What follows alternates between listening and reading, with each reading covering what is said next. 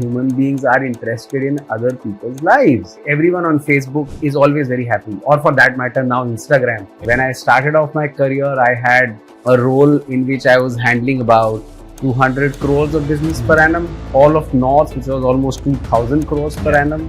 What do you think the students at Altera Institute will be better at compared to another Tier 1B school graduate who's looking to make a career in marketing?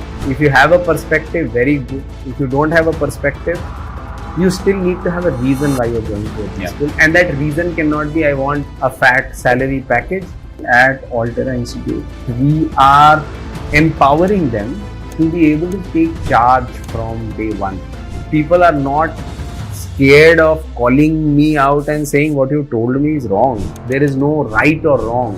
There is a right way and a wrong way. You can be curious about this advice and challenge it. Hello, everybody, and welcome to the Altera Institute. We have a very special mentor with us today who teaches marketing management at Altera Institute, Mr. Swapnil. Hello, Swapnil. Thank you for being here. My pleasure. My pleasure. Swapnil, for the benefit of everybody, could you introduce yourself and your professional journey? So, I am Swapnil.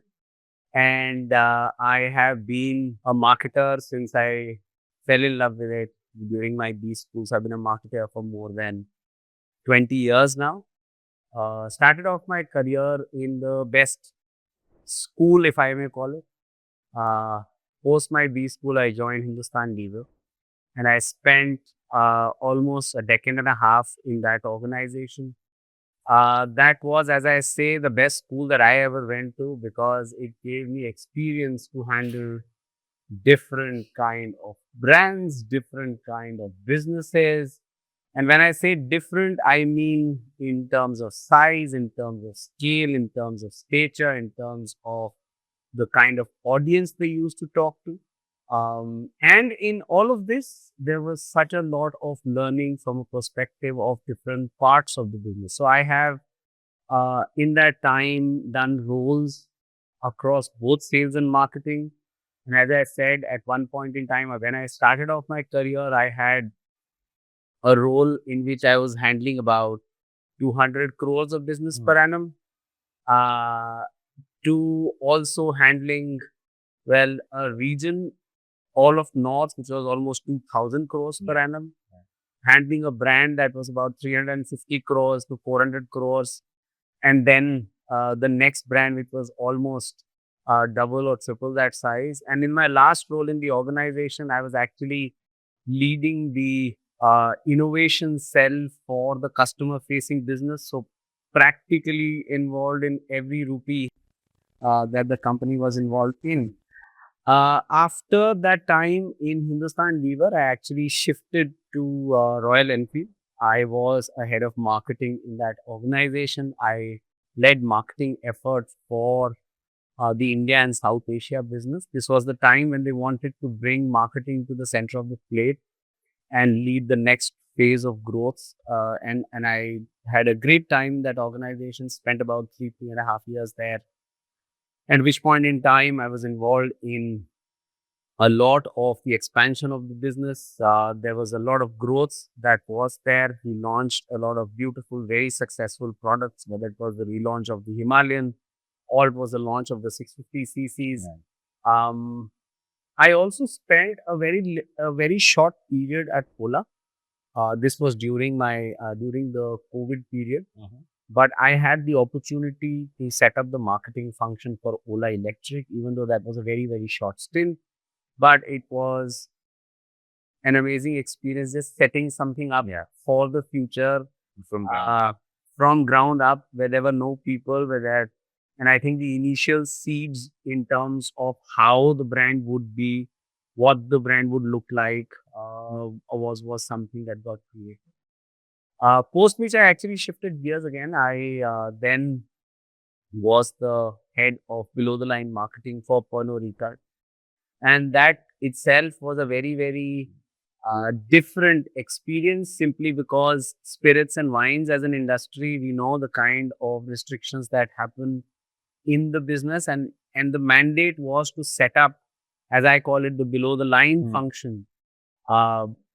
And not trade marketing as it is traditionally called, because The place where there was a meeting of the minds was the fact that there is a need to kind of start thinking consumer first, even there, especially in the way the industry is going, that while there is a lot of growth, there is a lot of darkening that is happening when it comes to traditional media. Till 2022, people could talk of the product online, even that is stopped now. So in that scenario, the person who wins at the point of consumption and the point of purchase is the person who, or the organization who does that, is the organization that wins the game.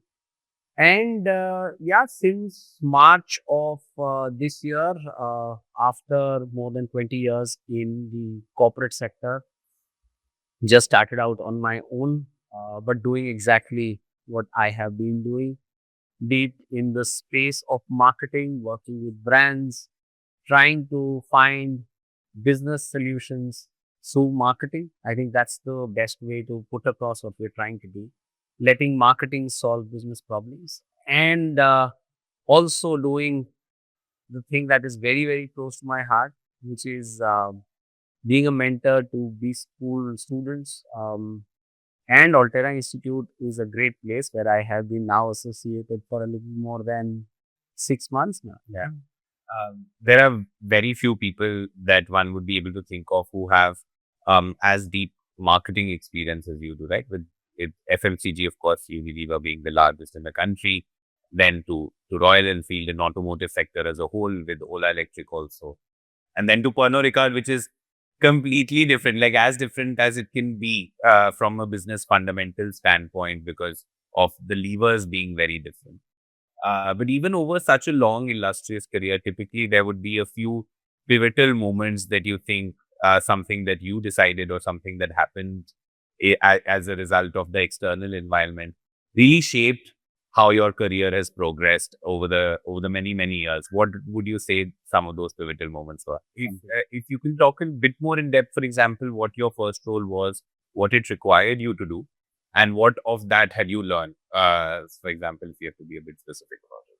No, absolutely. So I think, see, the first role, like a lot of other people who had joined the organization, was in sales. And as we had learned from our courses, let's say in sales and distribution, marketing, and let's say basic brand management, etc., the first area of focus tended to be, so let's go and understand what's happening. And the reality is, again, uh, even the traditional models of sales and distribution did not apply, right? And there was a lot of thought that had gone in terms of how those channels had been thought of. So deep understanding of channels was required. How, let's say, a wholesale dominant was different from a retail dominant distributor. The power of direct distribution versus indirect distribution, and the need to manage it, right? Because again, theoretically, one can always argue saying there's no, why should we kind of play around in indirect distribution, because it's a cost and they cut the overall profitability and so on and so forth. But I'm saying there's a lot of power that comes from how they take the cost of delivering to stores and places where an organization is not. Yes, it was simpler times. The grid of channels dynamics that exist today did not. But I think that was a huge learning. And even bigger learning was the fact that categories and brands are one part of it, but the first rule of sales and distribution is actually leadership. And sales and distribution marketing did not look at that topic from a perspective of the most critical variable, which is people leadership, right?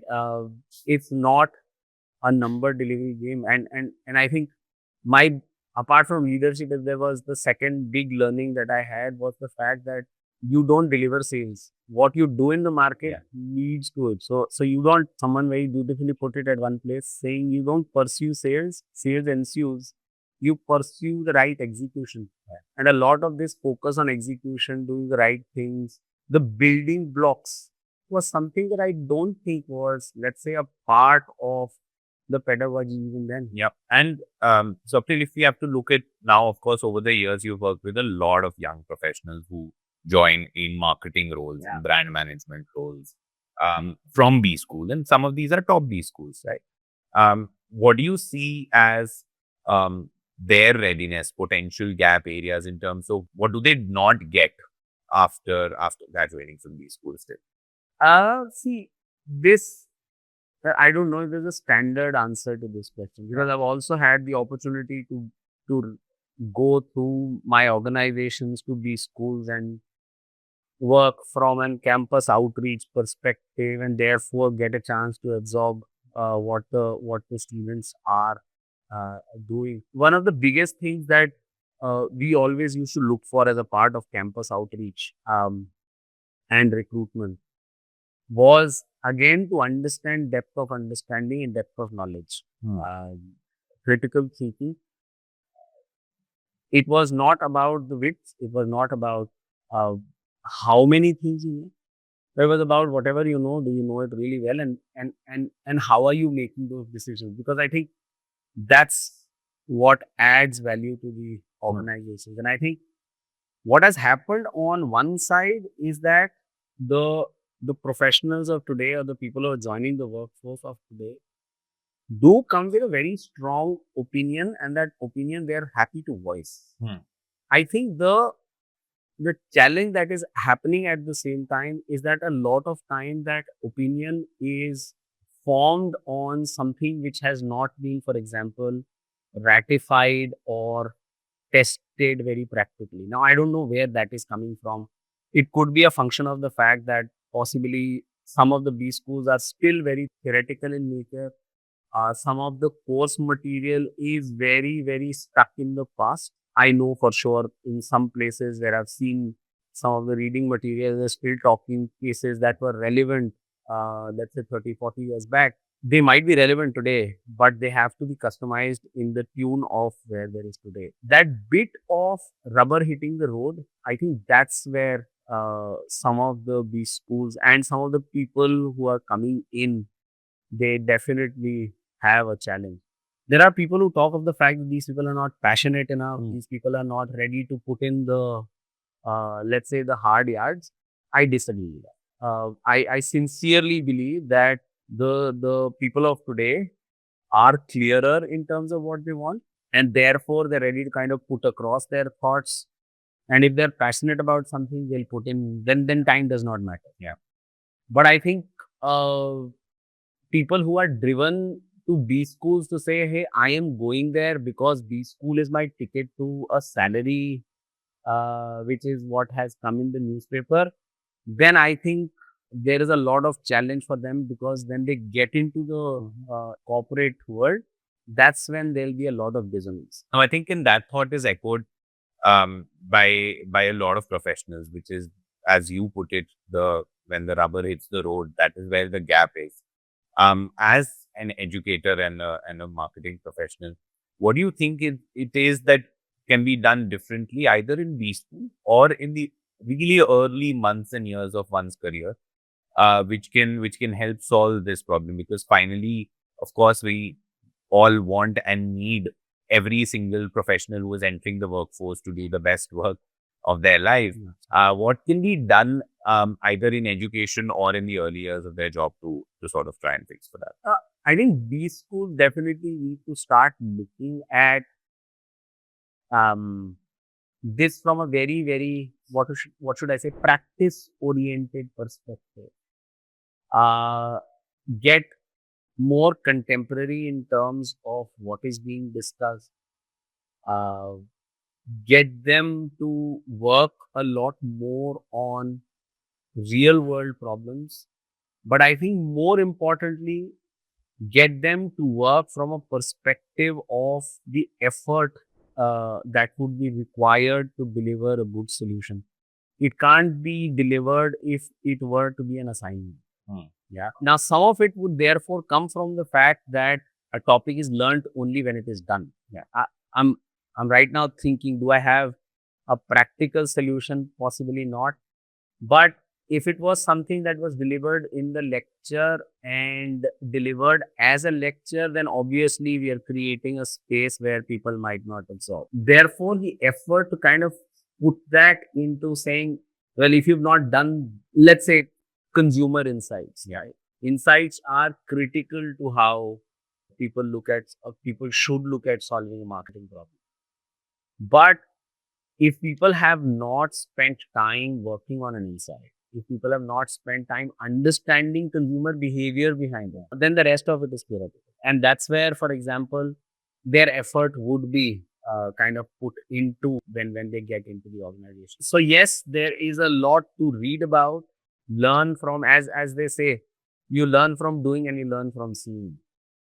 So initial days of the career, I think that's the time when you might not get a lot of chance to learn from doing, but that's the time to learn from seeing. I'm saying a lot of my learning for sales came from the 4 months I spent in Bengal, because that's where my training stint as a trainee was, and learning from some of the best people who knew how to do the sales the right way. So those principles of doing the right thing the right way got ingrained into me because I was learning from people, and a lot of that was coming from how I just saw them operate. Right? You can't be doing everything just to learn it like that. Yeah. No, and it's obviously we have the fortune of trying to build it the right way here at the Altera Institute. And you take a course, of course, full-term course for our students. Why don't you tell us a little bit about what you teach, what's the course, and what's the objective of that? Sure. So here I am teaching marketing management one. This is a course that is for people who just joined the Altera Institute. But one of the things that I am trying to do, while I'll talk about the details of the thing, well, as would be expected in a quintessential first exposure to marketing, there is a focus on trying to build understanding of how the marketing process works, right? So some absolutely basic concepts of looking at a marketing mix. How do we look at the 5 C's of the marketing? How do we marry the 5 C's of the marketing with the 6 P's of marketing? Um, and then creating the right kind of marketing mix and translating then that into the fundamentals of what the brand would be. So working on a brand key, and as a subset of that, bringing some of those learnings from the marketing mix back into understanding the consumer, the focus of what we are trying to do, developing insights. That's what we are trying to do in the first let's say first 3 or 4 months of what these students are here. The intent, honestly, and while this is the course material, the intent, honestly, is to work on two fundamental principles. The first one is that whatever we talk about, they actually practice it. Bring in a lot of rigor from a perspective of whatever is being taught in the class. How do we kind of do it practically? Take a real world case, encourage them to challenge themselves and not take a standard. Everyone has a point of view on a Lux, a Lifebuoy, and Apple. Yeah. So why work on those? Why not work on a brand that's just coming into the market? Why not go and look at a category that a lot of people don't work on? So there are people who've done work on feminine hygiene. There are people who worked on some absolutely basic candy that is coming into the market. So whether it's a high involvement purchase, a low involvement purchase, whether it's an impulse purchase or a deeply thought through category, people are challenging themselves to doing that and doing it right there with an evaluation to say, has it been done right or wrong? The intent of this is not to kind of fit them into saying if does not follow the structure, then it's wrong, but it's just to unlock their way of thinking, because I think that will be critical when they get into the organization.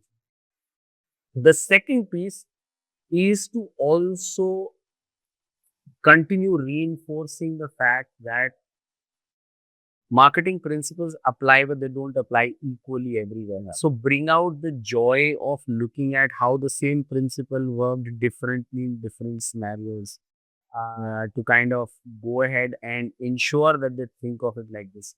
We did a small exercise in which we had asked them to kind of position their product and very, very fundamental, premium product, mass market product versus, let's say, mass prestige product, if they may call it.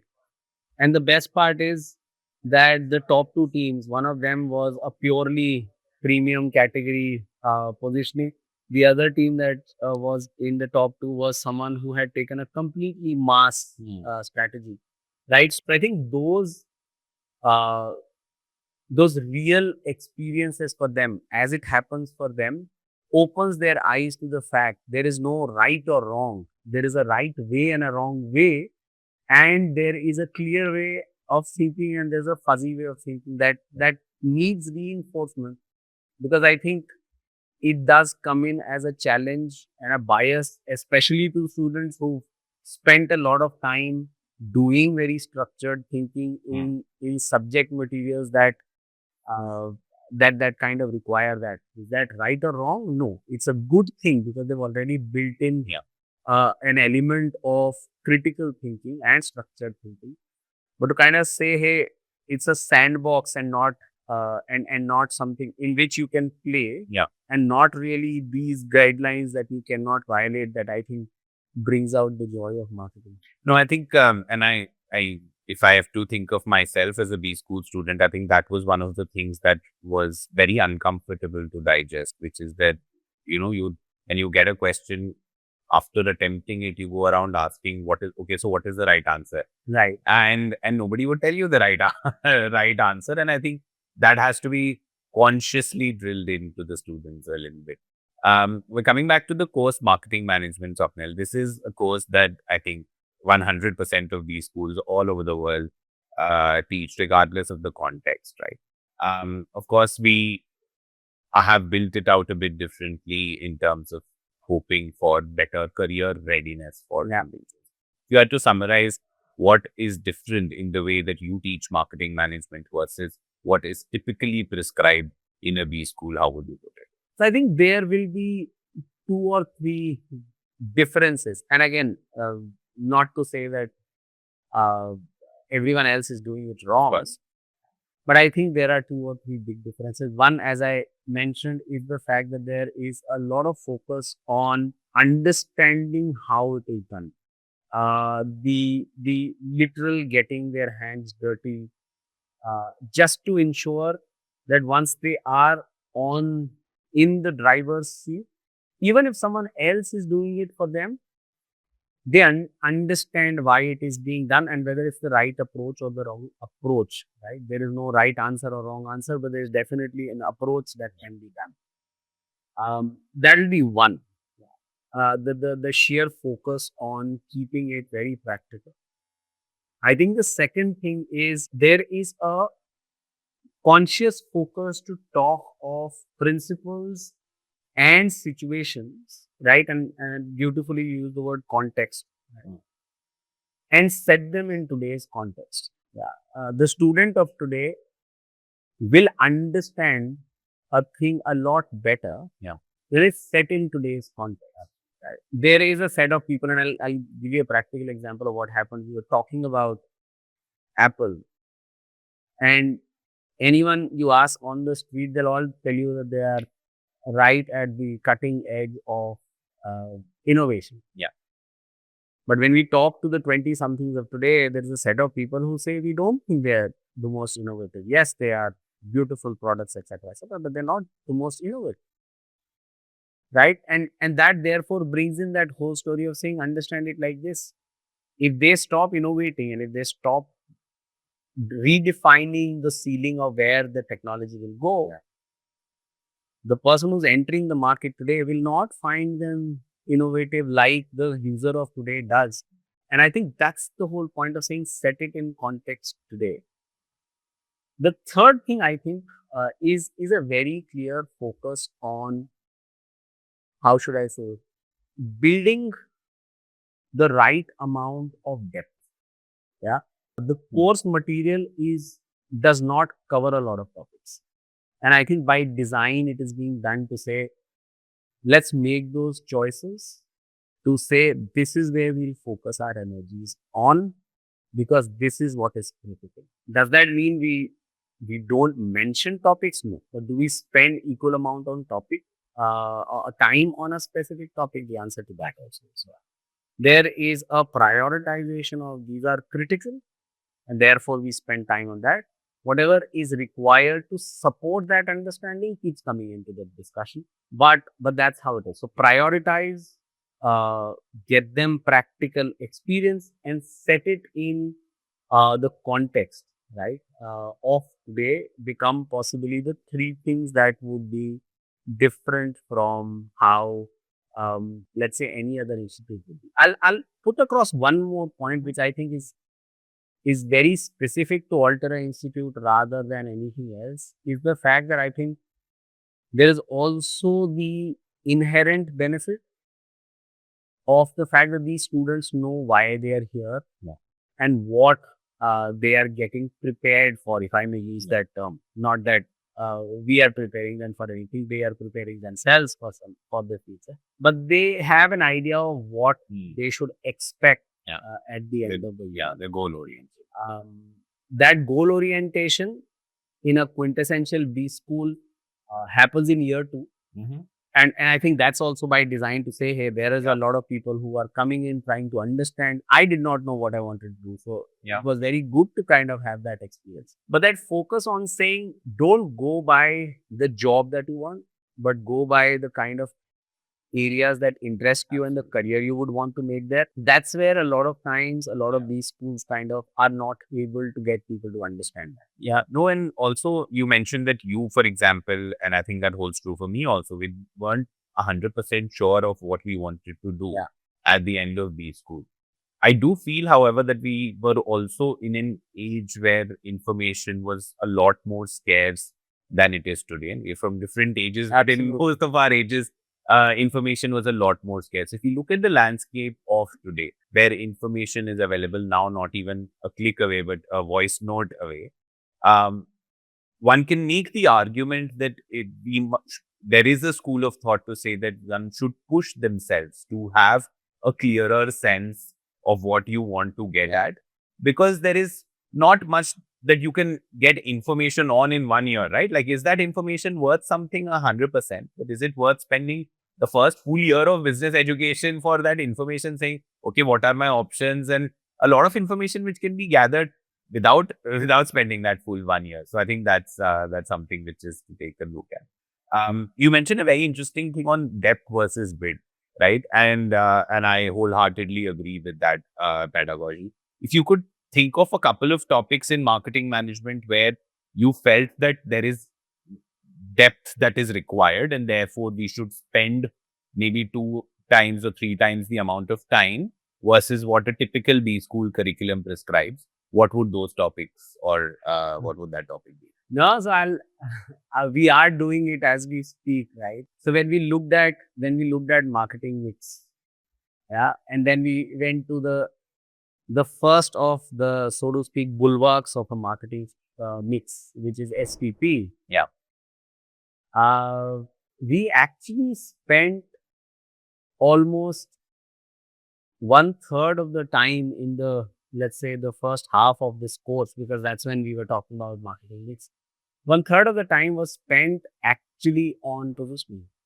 Where it was critical for them to understand how segmenting and targeting also come together into position. These are not 3 different things. They're all part of a continuum. The same is being done as we speak right now, where we're spending a lot of time on understanding consumer insights, because I think it's not a topic that can be topped off in a couple of sessions, right? So spending time, we actually did a small quali research that students were exposed to just understand observations and human behavior.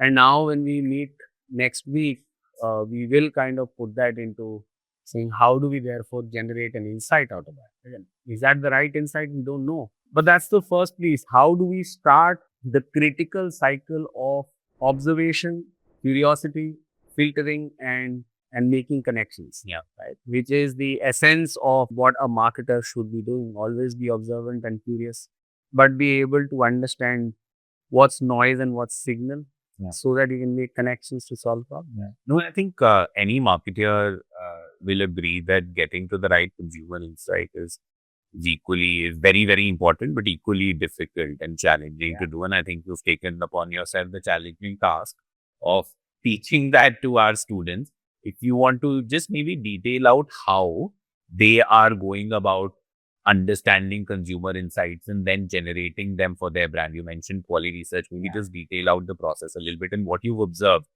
because I'm sure you've helped brand managers also write consumer insights, and now you're helping these students write consumer insights. What's the process? So the process is, if I may put across, I think the process is quite simple. Obviously, you start soaking them into the concept first. So a couple of sessions were spent only on understanding what an insight is. It's an often abused word in the industry. So really bring about the essence of what insight is. Uh, it took a lot of time to just explain to them insights are not for the brand. They're actually truths for human beings, which brands kind of co-opt, if I may use that term, or adopt so that they can unlock opportunities for them. The initial time was spent on understanding what an insight is, right? And these are human truths that a brand adopts, right? Facebook, if you think about it, works on that very, very basic premise of the fact that human beings are interested in other people's lives, right? And it works both ways. So I'm saying one can always look at it from a point of view of saying, hey, everyone on Facebook is always very happy, or for that matter, now Instagram. Yeah. Everyone's very happy. They're always going to the best of places. The starting point of that is I am interested in what you're doing. And you know it now, which is why you're also presenting the best face of it, right? And that's the juggernaut that has continued to kind of get bigger and bigger. Yes, the youngsters of today possibly do not find Facebook so exciting, but I'm saying Instagram does that for them. Same insight. So just that understanding the fact that it's the truth for the human being that a brand took and not the other way around. Mm-hmm. Yeah. And as I said, this critical thing of starting to bring the purity of, as I said, observation and curiosity. How do we start taking biases out of the discussion? The reason why we did that quali research, and quali research was very simple. We just got in someone, we got a few people. We took a category which is known to everyone so that it's not a very cryptic topic. And then we got people to just talk. And one of the questions that I had put across to them was, when you give me the answer, I want to hear observations that you thought you also knew about and they got reconfirmed for you, and observations that you thought were just so surprising. Yeah. And it was done with the intent for them to understand a lot of the observations that you thought surprising were because they were your truths, right? You were biased to say this is not how things happen. It works for them, right? And therefore, it is critical for you to stop wearing those lenses to say this is wrong and this is right. You have to absorb it to say this is what consumers do. And then get down to the why. Yeah. So I think that's what we are doing. The research has been done for people to understand not just this bit of observation, but also now to push them into saying these are your observations. How do you take observation down a couple of levels? Yeah. By asking that question why, to get to that place to say, oh, this is the reason why it was done. We actually spent one full session only talking about the Swachh Bharat mission and the creation of toilets that were done across the country, with the challenge to say, if you were the brand manager of this initiative and you had to get people to start using, because the government actually put in a lot of effort and made these toilets, but there have been a lot of news on the fact that they're not being used. Correct. How do we do that switch?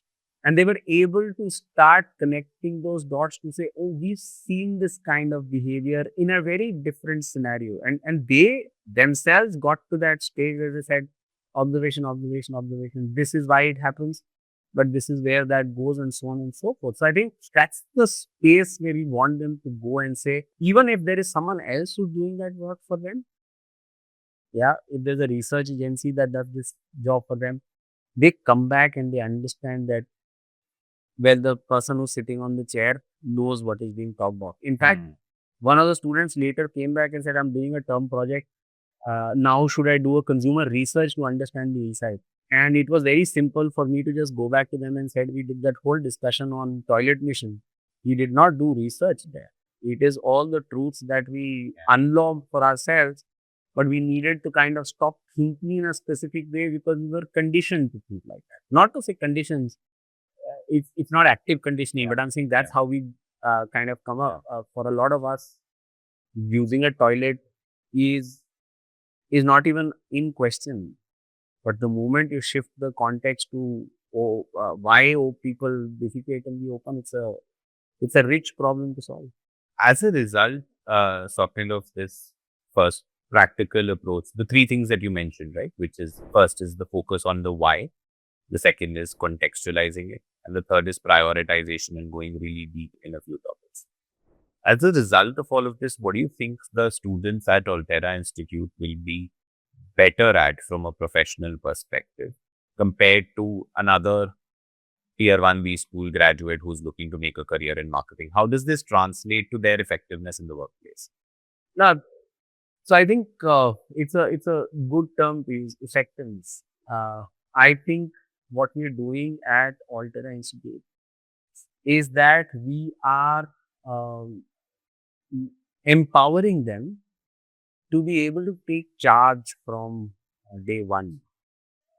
I remember one of my, again, leaders from Hindustan Unilever. It's always easy to go dip into that beautiful pond of knowledge, where they said that when we recruit trainees into the organization, when we get people into the organization, we get them in for the perspective that they bring.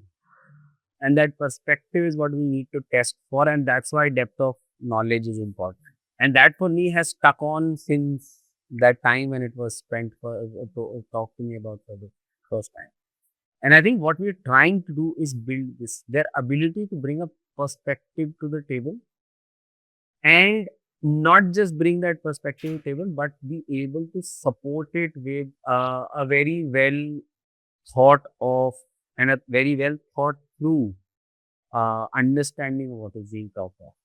It gives them the ability to also look at everything that is presented to them with the same lens, right? So it opens them up to say, even if there is new stimulus coming to me, I do not go in with the perspective of I don't know or the fact that I know something else and therefore that's the only truth. They go in with the perspective to say, great new stimulus, let me try and understand where it is coming from. And if the logic flows through, then I absorb it into my way of thinking and work from there. So there will be that ability to, and I think that adds to what you said, and which is why I was quite enthused by the term effective. That adds to the effectiveness. It's not about they'll be able to work. It's as much as it is about their ability to be, let's say, in control or in charge from day one.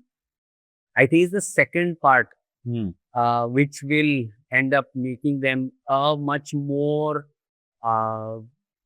it's an often, again, oft repeated term, but a valuable resource compared to someone else, because I think they're coming with that understanding of how to look at a problem. I know for a fact that learning marketing management from you has been a very memorable experience for the students, but I hope you are also, you're building some memories while teaching here at the Altera Institute. So what are maybe some of the most memorable experiences with the students that you've had as a part of your course? No, actually, sometimes the best part of this is that I think it's become a very open class in the sense that students are reaching out for issues that are on this subject, on some other subject. In fact, there are a couple of them who even come and talk to me about their personal issues, right? There is a lot of trust that has happened. And I think that what it leads to is that there are some discussions that enrich themselves simply because of that open give and take in terms of what is coming through. As I told you, this discussion on Swachh Bharat that I was talking about was not supposed to be a one session discussion. But because there was so much that was coming from the students, the way they were challenging themselves, right? That therefore just became like one full session. In fact, uh, there are times when, for example, I've given them an assignment and I say, okay, we don't have time to go through all 42 of your inputs. Let me see 6. It's fun how there are people who are waiting to say, hey, let it be my turn, rather than saying, let it not be my turn. So I think those are some beautiful things that are happening. Obviously, I don't want to kind of take names and but it's a lot of fun. People are not scared of calling me out and saying what you told me is wrong, right? And it's a beautiful challenge to then go back and say, okay, let me try and rephrase my answer. Think about what you said. It's a learning experience for me also. Right. And Swapnil, I'm sure a lot of students who are looking to start their MBA journey would be looking up to your career path as something that they'd want to emulate. What's a word of advice that you would have for hundreds and thousands of such young professionals who are just starting and looking to pursue an MBA? Okay. Now, I think the thing that has helped me over and over again is skills are transferable. The reason why I was able to move from industries like I was selling soap and then I was selling motorcycles and then I was selling, well, for some time I was selling taxi hailing and then I was selling EVs and then alcohol, is because, as I said, the skills are transferable. So the focus on building skills, and as a part of focus on building skills, is also a part of understanding who you are as a person, right? I think that's very critical. A lot of times people are driven by what others are saying, and it's natural. As I say, I did not know what I wanted to be when I got into B school. If you have a perspective, very good. If you don't have a perspective, you still need to have a reason why you're going to a B school. And that reason cannot be, I want a fat salary package. Because when you have to work for 40 years, no one's kind of recruiting you for 40 years. The career in an organization is a very strong give and take. You do good work, organizations will respect you, etc., etc. Um, so I think it's critical for us, for a student to understand who they are, what drives them. And I think in today's time and age, there are enough and more opportunities for people to do really well for themselves in whatever they want. Um, why I say that is because I've also been to a few B schools where people say, I have come here to become, let's say, a placeholder. Like, I want to be an investment banker because investment bankers make a lot of money. That can't be a driver. You might have all the skills, right? It's a question of aptitude and attitude that needs to marry. And the more you're able to marry that for yourself, I think the better you'll be. That is where I would leave it. I told you earlier, I think the principle that has always worked for me is being curious and being open. It has worked for me, and I think it works for a lot of people. Curiosity is its own reward.